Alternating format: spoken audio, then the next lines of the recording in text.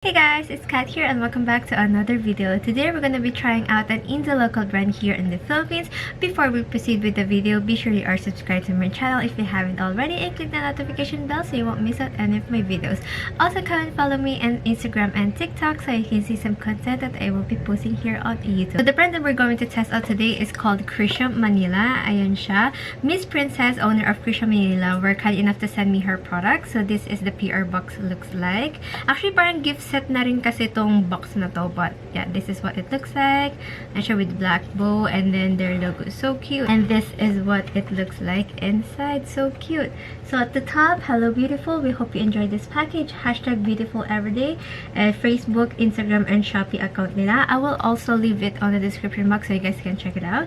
So we have a card here, a thank you card, and here are the items that they sent. So the first product we're going to try is called the Bushy Brows Eyebrow Soap in Iceland. Net weight niya is 20 grams and it costs 165 pesos. And I'm gonna be using the spoolie brush na included dito sa PR box. So again, if I'm being honest, I'm not a huge fan of eyebrow soaps. It doesn't work for me talaga. Ang nag-work lang sa is brow gel and then the antag dito, yung Elmer's glue stick, yun talaga. For the setting spray, I'm gonna be using the Morphe Luminous setting spray. So binend ko lang siya kasi sanay ako sa mga spoolie brush na nakabend. Scrub this one sa brow soap. Hopefully mag-work siya. Oh my god, kinakabahan ako.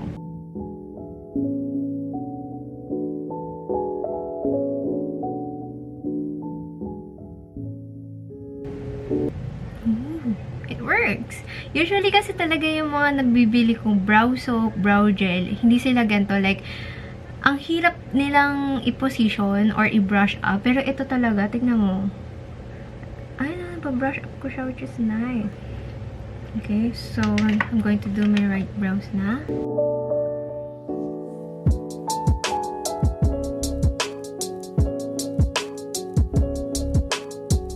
Ganda.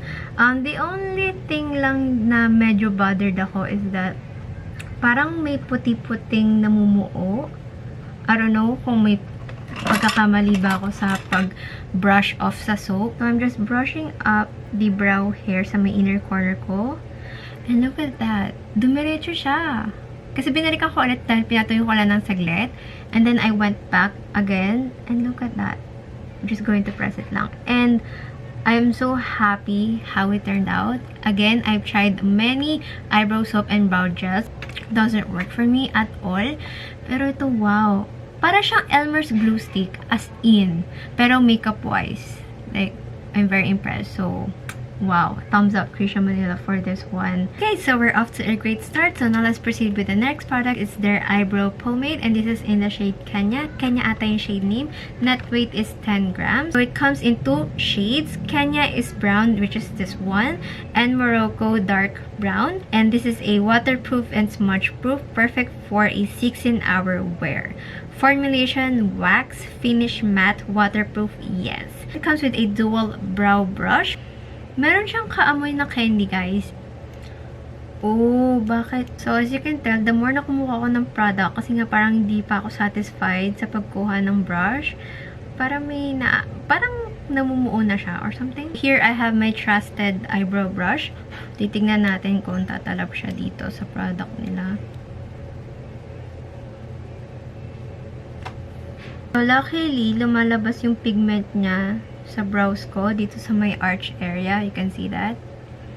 But, the color isn't for me. I wish she could add a gray, taupe, or black. Which one of the three? Pero for me, I would go for taupe.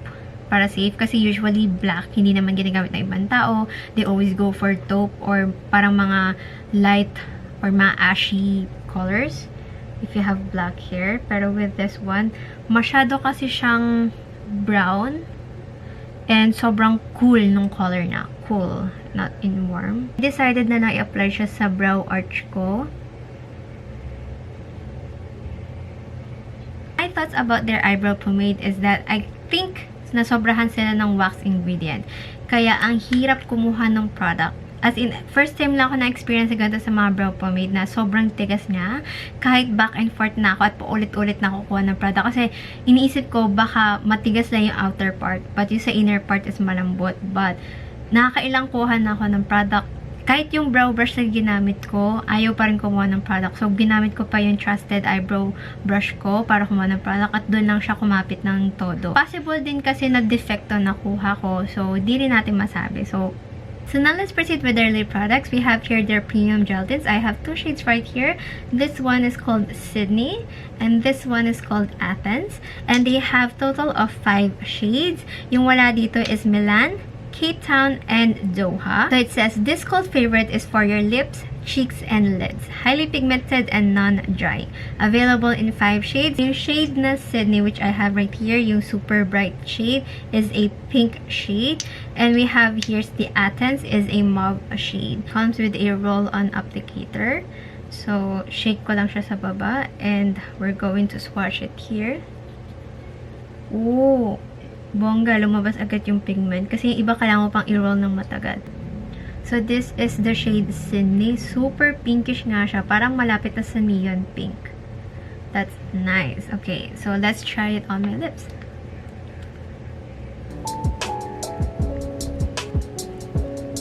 Smells like bubblegum, by the way. Wow. Hindi ko expect na ganito yung color payoff niya. Kasi sa packaging, para siyang bright pink. Like super bright pink. Na hindi siya babagay sa morena. But bagay siya, guys. Ganda. So now let's proceed with the shade Athens. It's a mauve shade. Parang parehas lang. Kanina.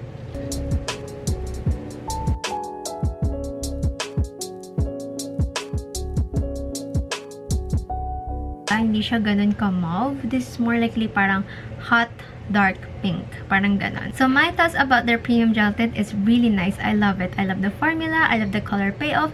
Even though I'm not a fan of gel tint since I'm more of a water tint kasi magandang tignan sa dry lips ko yung water tint than the gel tint. But, look at that. Hindi niya na-emphasize yung dry lips ko. I like it.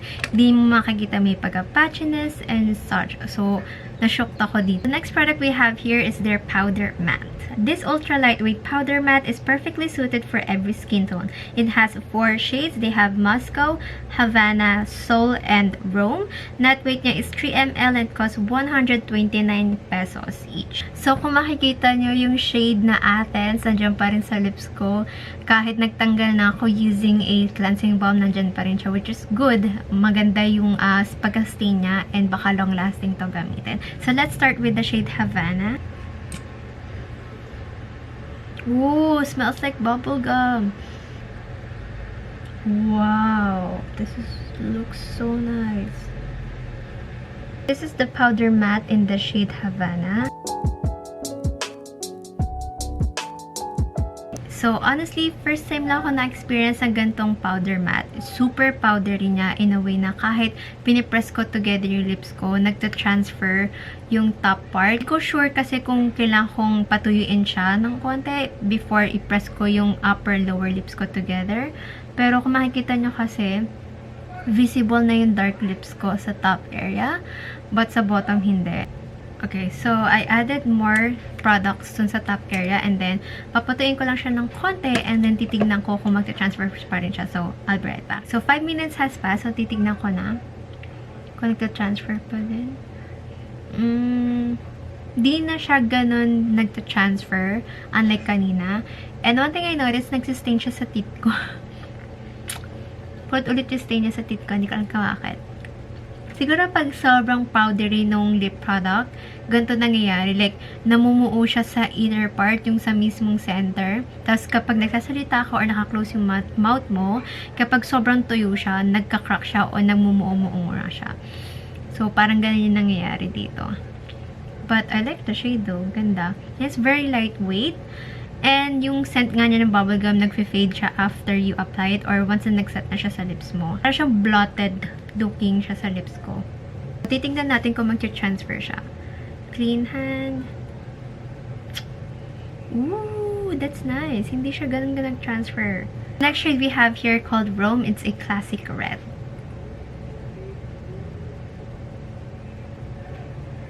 This is the shade Classic Red. So, in person, guys, hindi siya ganun ka-red.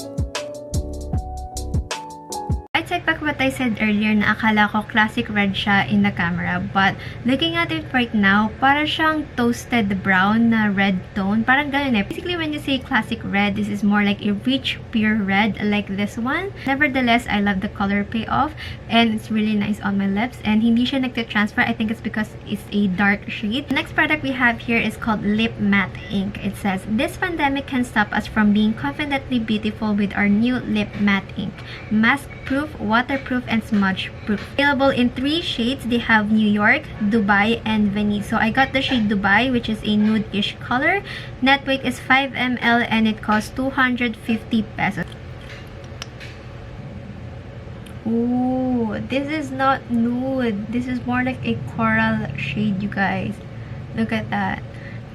Kasi ito yung sinasabi niyang nude kanina eh, diba? Parang ito nude brown, but this is more like a coral shade.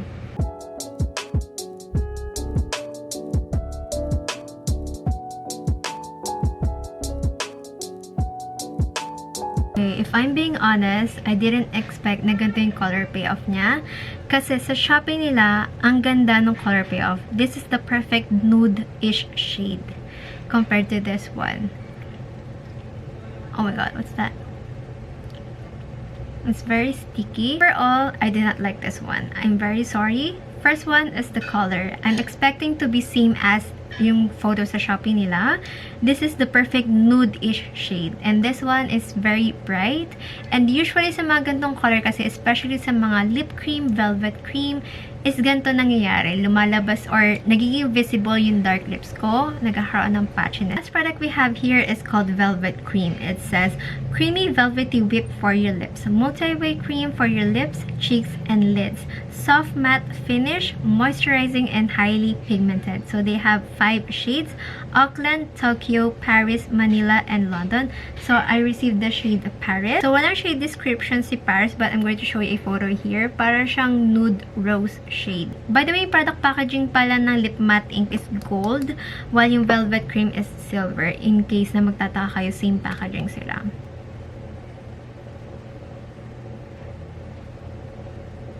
Okay, so this is their Velvet Cream in the shade Paris. Kanina, nung nagsuswatch ako, nahirapan ako kasi I feel like dahil nag-separate yung oil dun sa pigment, kaya nakailang layer ako to get that color payoff. So, let's try sa lips. I'm going to shake it a bit lang.